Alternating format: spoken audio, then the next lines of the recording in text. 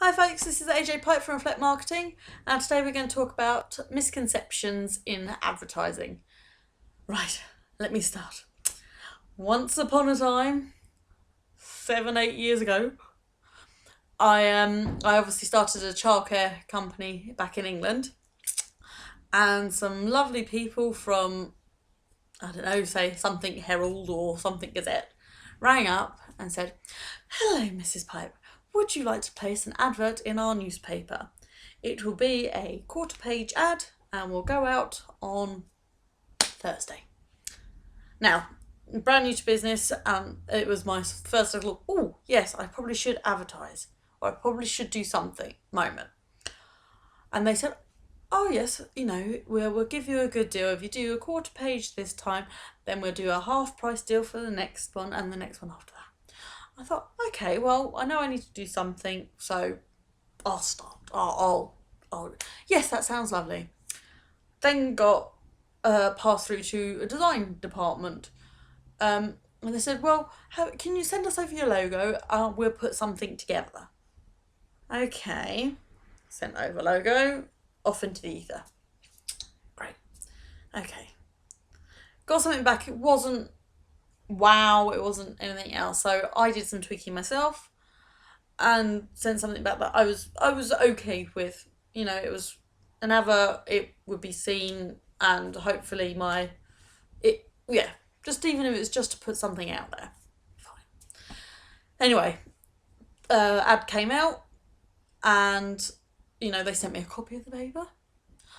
I should have been worried at that point, really, because the paper they sent me was a local paper for an area two areas over.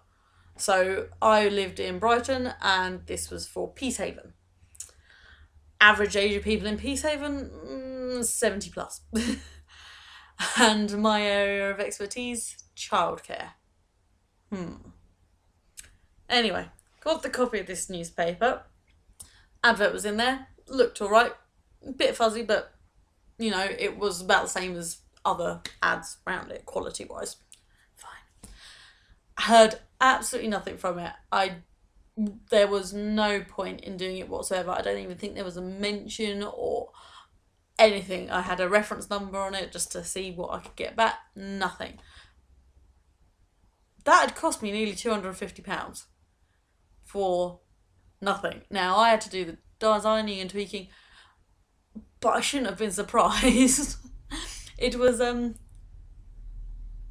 just not aimed at anyone. It's like me going, "Right, buy my service," to a pigeon. Because let's be honest, that's kind of who was using the paper after the day that anyone ever keeps a daily paper for. So obviously there's a few obviously paid mishaps that we need to sort out. But I think the main misconception is that you have to do that, and with social media and everything else, you really don't. And people will be much happier if you gave them a story, which can be a PR campaign, which is obviously press releases, which is free. Free-ish.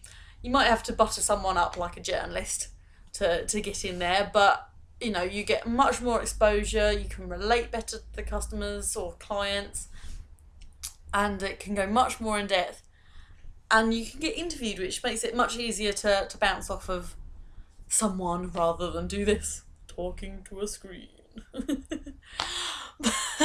it's there, at least, and it's I think the main thing to do is just research first. Make sure that if you're going to pay for advertising or any form of service in regards to marketing, that it's going to go to the right person. So that's my tip for the day. If you're going to do any advertising at all, just know where it's going and don't spend too much when for toilet paper.